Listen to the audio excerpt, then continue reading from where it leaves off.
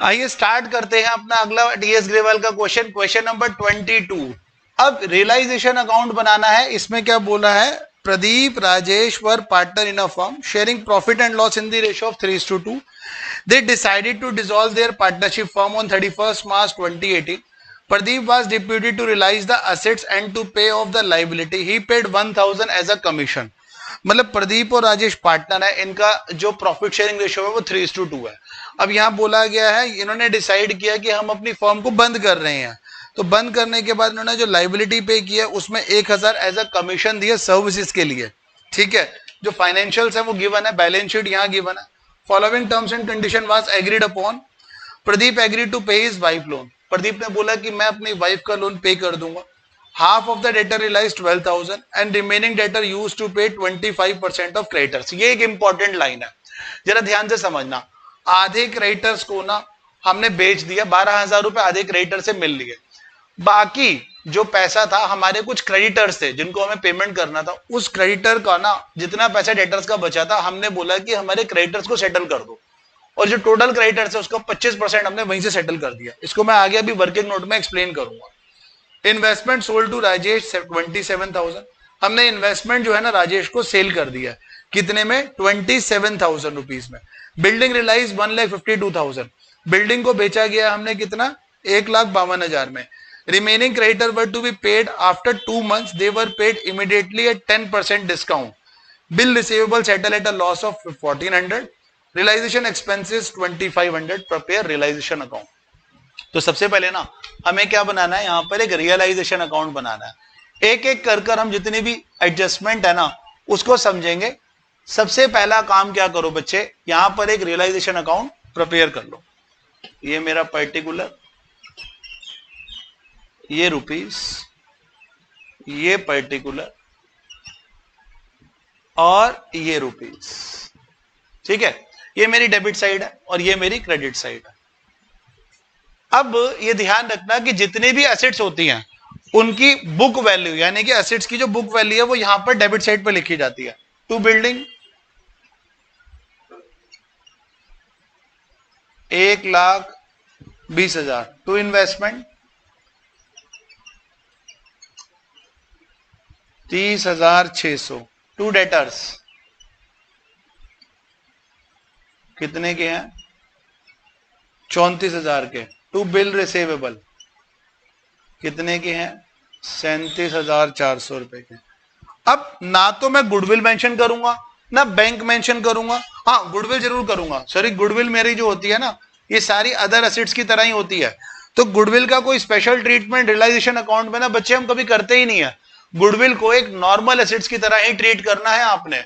Realisation account में कभी भी गुडविल का कोई स्पेशल ट्रीटमेंट हम शो ही नहीं करते हैं। अब आओ, यहां पर सबसे पहले हम क्या करते हैं, लाइबिलिटी साइड की बुक वैल्यू। तो लाइबिलिटी से मेरे पास क्या दिया था, सन्ड्रे क्रेडिटर्स बाय सन्ड्रे क्रेडिटर्स। इसका अमाउंट लिख लो कितना? 80,000 का। अब बच्चे इसमें क्या दिया है, मिसेस। ध्यान रखना कभी भी पार्टनर का लोन ना आपने रियलाइजेशन अकाउंट में मेंशन नहीं करना। हाँ, अगर पार्टनर की वाइफ ने लोन दिया है उसको आप मेंशन करोगे, क्योंकि पार्टनर की वाइफ फर्म के अंदर एक थर्ड पर्सन कंसीडर्ड होती है। तो हम यहां लिखेंगे हम मिसेस का लोन दिया by Mrs Pradeep loan. Mrs Pradeep loan को आपने यहां पर मेंशन करना है 40,000 का। राजेश एक पार्टनर है, उसके लोन को आप कभी नहीं दिखाओगे। ठीक है। इन्वेस्टमेंट फ्लक्चुएशन फंड कितना था? बाय इन्वेस्टमेंट फ्लक्चुएशन फंड ये मेरा था 8,000, तो इसको मैंने 8,000 लिख दिया। ठीक है। अब आइए बात करते हैं हम कि हमने कितने की एसेट्स को बेचा और कितने पैसे हमें लाइबिलिटीज के मिले हैं। तो सबसे पहले हम बात करते हैं following condition has to be agreed. Pradeep agree to pay his wife loan. Pradeep को ने बोला कि मेरी वाइफ का लोन ना मैं ही पे कर दूंगा।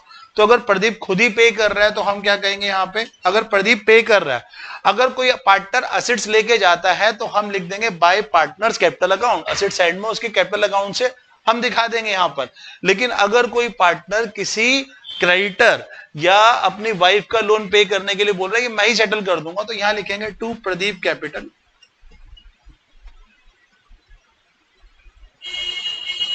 ठीक है, प्रदीप कैपिटल अकाउंट ट्रांसफर कर देना। वाइफ का लोन कितना ना 40,000, तो यहां पर ये प्रदीप साहब खुद ही पे कर देंगे 40,000 का लोन।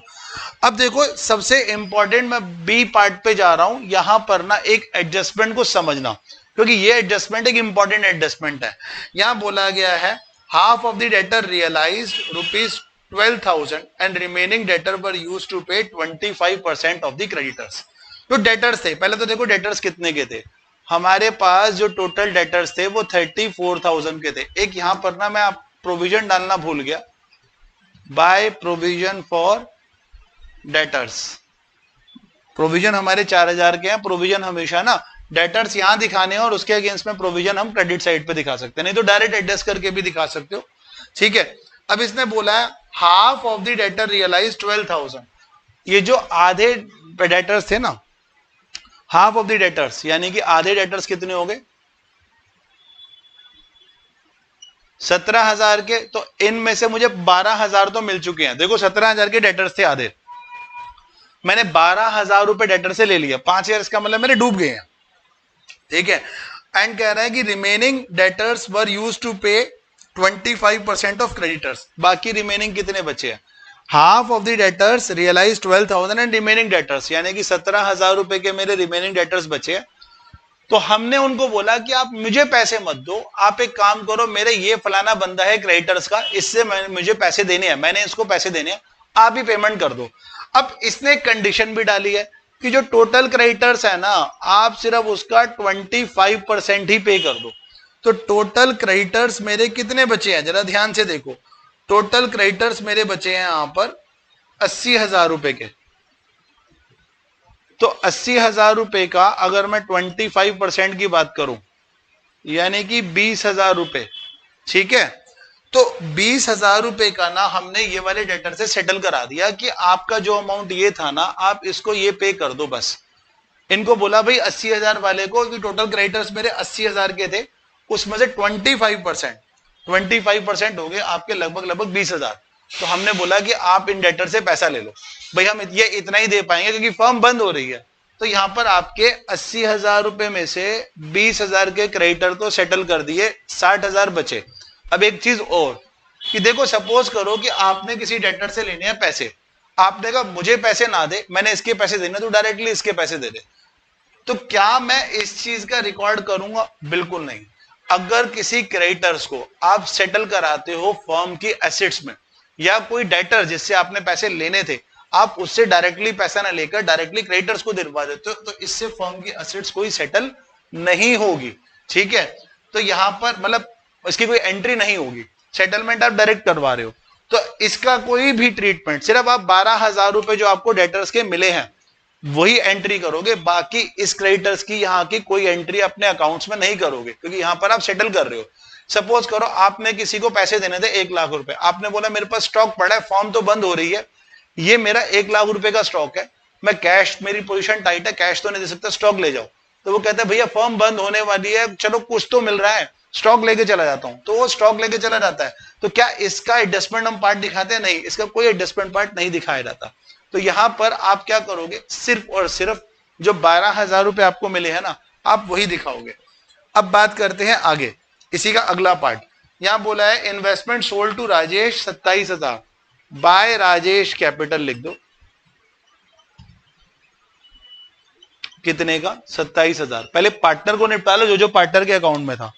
इसके बाद हम बात करते हैं बिल्डिंग रियलाइज। अब देखो जैसे जो भी पैसा मिल रहा है ना हमें, बाय बैंक लिख दो, यहां लिख दो असेट्स रियलाइज्ड, बाय बैंक डाल के असेट्स को रियलाइज्ड कर दो।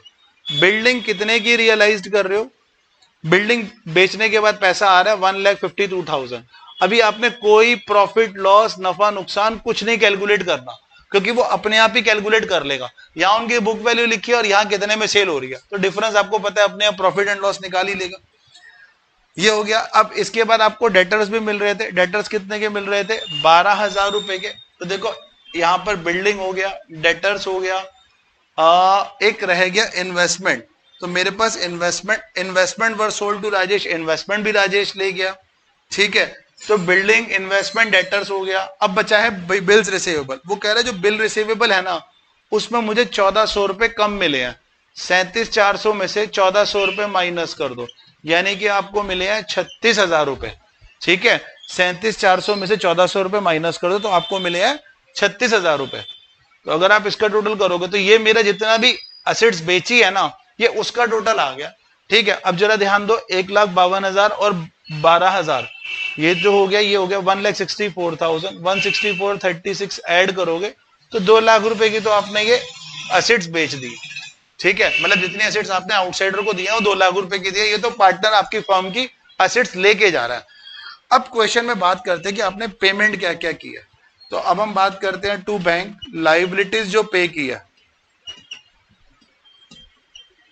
जरा ध्यान दो, सेंड्रे क्रेडिटर्स, सेंड्रे क्रेडिटर्स की कोई पहले तो देखा करो कि कोई एडजस्टमेंट है कि नहीं है। अगर कोई एडजस्टमेंट नहीं है तो फिर आप उस पर डायरेक्ट बात किया करो जी सेंड्रे क्रेडिटर्स कितने के। सेंड्रे क्रेडिटर्स के बारे में कुछ नहीं बोला गया, तो सेंड्रे क्रेडिटर्स को आप पूरी पेमेंट कर रहे हो। अच्छा, आप क्रेडिटर्स को पेमेंट कितनी कर रहे हो, 80,000 में से आपने 20,000 के तो सेटल कर लिए थे, अब क्रेडिटर्स बचे आपके 60,000 के। तो मैं मान के चलता हूं कि हमने 60,000 की पेमेंट यहां पे कर दिया। अब रियलाइजेशन एक्सपेंसेस भी थे, तो यहां पर मैंने लिख दिया रियलाइजेशन एक्सपेंसेस, इसी के साथ लिख दिया। वैसे ये अलग से बनाया जाता है, टू बैंक कर रियलाइजेशन एक्सपेंसेस डाल देना, बट मैंने यहां पे मेंशन कर दिया इसी के साथ ही। अब यहां पर एक काम और भी है कि आप ना एक पार्टनर को कमीशन भी पे कर रहे हो। ठीक है, प्रदीप को जो कह रहा है पार्टनर को हम कई बार कमीशन देते हैं, उसका रीजन क्या होता है, उसको कहते हैं कि जितनी भी फर्म की रियलाइजेशन से रिलेटेड जो भी काम होगा ना वो आप संभालोगे। तो मैं लिखूंगा टू बैंक, और यहां देखोगे पार्टनर का कमीशन ये कितना है, 1,000 रुपए। रियलाइजेशन एक्सपेंसेस को भी ना अलग दिखा देते हैं। ये 60,000 रुपए तो आपने सेटल कर दिए। टू बैंक यहां अलग से दिखा दो रियलाइजेशन एक्सपेंसेस, कोई बात नहीं, 2,500 रुपए। अब मेरे हिसाब से यहां पर कोई एंट्री हमारी बची नहीं है। एक बार हम टोटल कर लेते हैं, टोटल पहले कैलकुलेट कर लेते हैं क्या बच्चे। यहां पर ना एक छोटी सा पॉइंट हमने स्किप कर दिया, जो हम क्रेडिटर्स को पेमेंट कर रहे थे ना, जरा ध्यान से देखना। यहां पर जो क्रेडिटर्स की पेमेंट के बारे में बोला गया, क्वेश्चन में बोला गया remaining creditor were to be paid after 2 month 10% of discount, यानी कि क्रेडिटर को हमने पूरा पेमेंट नहीं किया। हमने बोला जो बचे हुए क्रेडिटर है ना, हमने 2 महीने के बाद पेमेंट किया और उनसे 10% का डिस्काउंट लिया। तो क्रेडिटर की पेमेंट थी 60,000, इस पे हमने क्या किया, 2 महीने के बाद पेमेंट करोगे तो 2/12 और 10% का डिस्काउंट आपने दिया है उसको, तो 1,000 का डिस्काउंट। तो यहां क्रेडिटर पे दिखा देना कितना, 59,000 रुपीज। तो जो आपने क्रेडिटर्स को पेमेंट की है वो की है कितनी, 59,000 रुपीज की। मैं इसका टोटल करता हूं तो देखो टोटल करने के बाद मेरे पास क्या आ रहा है, 3,59,000, जिसमें क्रेडिट साइड बड़ी आ रही है और मेरी डेबिट साइड छोटी आ रही है 3,59,000 की। तो मैं यहां ट्रांसफर करता हूं to profit, transfer to partner capital account. तो यहां पर पार्टनर के नाम क्या थे, पार्टनर था प्रदीप और राजेश, तो यहां लिख दिया प्रदीप और राजेश। अच्छा 3:5, 30,500 जो है ना, यहाँ डिफरेंस आ गया, मतलब इसका टोटल किया, इसमें से सारी आइटम माइनस की तो 30,500 मेरे पास आ गया। अब इस 30,500 के अंदर ना हम क्या करेंगे, 18,300 जो था प्रदीप का था और बाकी बैलेंस बचा है 12,200, ये जो आएगा राजेश के कैपिटल अकाउंट में ट्रांसफर होगा। आइए मूव करते हैं हम अपने अगले क्वेश्चन की तरफ।